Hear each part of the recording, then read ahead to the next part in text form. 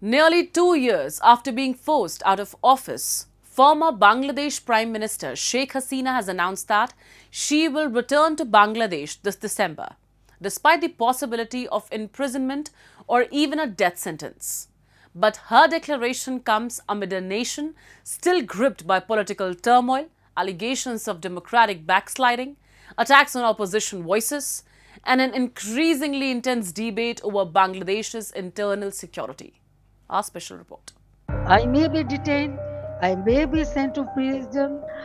They may try to enforce verdicts issued in fabricated cases, but fear cannot decide my duty to the people. A dramatic declaration from New Delhi. Addressing journalists through an audio only virtual press conference hosted by the Foreign Correspondents Club of South Asia, Sheikh Hasina declared that she would return to Bangladesh in December. The former Prime Minister said her return was not about reclaiming power but about restoring democracy, secularism, and stability. Prepared to face imprisonment or even a death sentence, Hasina insisted that fear would not stop her from standing beside the people of Bangladesh. She demanded the lifting of the ban on the Awami League, the release of political workers, restoration of democratic institutions, judicial independence, and protection of media freedom. She also appealed to the international community to support what she described as Bangladesh's struggle for democracy, justice, and peace.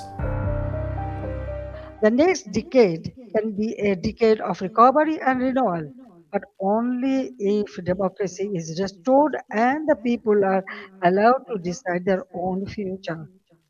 That is why I make these demands clearly.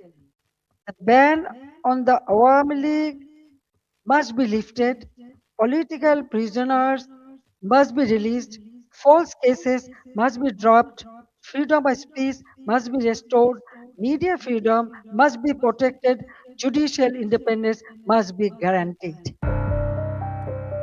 Hasina's announcement comes against the backdrop of Bangladesh's deepest political crisis in decades. Her government collapsed in August 2024 following months of student-led protests and a violent crackdown.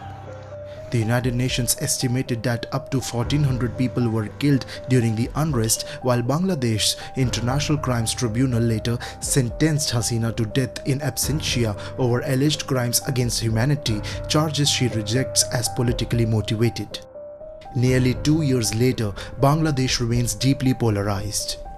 The Awami League says thousands of its leaders and supporters continue to face arrests and legal proceedings, while Bangladesh's authorities maintain that legal action is being taken under due process and is part of accountability for the violence of 2024.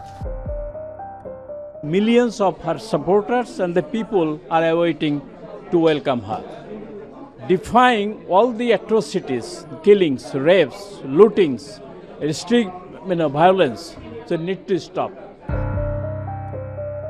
If there was an indication of just how divided Bangladesh has become, it came within hours of Wednesday's press conference.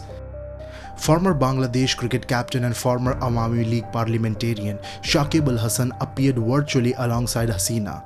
Hours later, his ancestral home in Magura was attacked with petrol bombs and vandalized by unidentified assailants.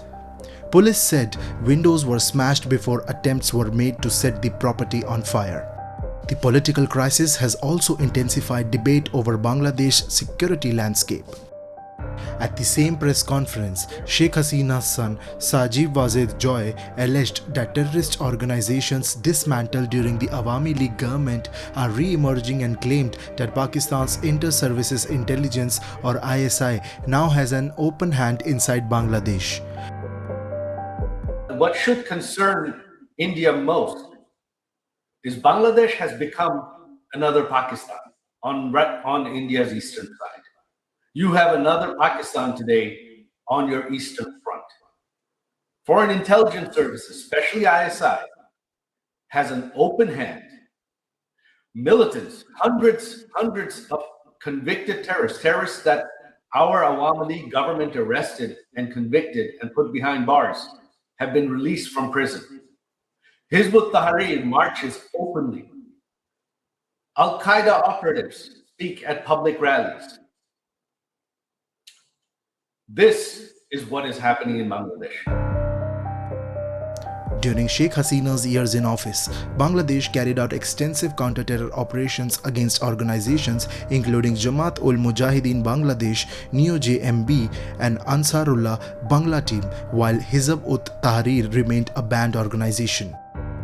The Awami League now alleges that prolonged political instability has created space for some Islamist organizations to regain visibility and influence. Whether Sheikh Hasina's planned return marks the beginning of a political comeback or another phase in Bangladesh prolonged political confrontation remains uncertain. What is clear, however, is that nearly 2 years after the dramatic change in power, Bangladesh continues to grapple with sharp political divisions, competing narratives over democracy and accountability, allegations of human rights concerns, and growing regional security implications.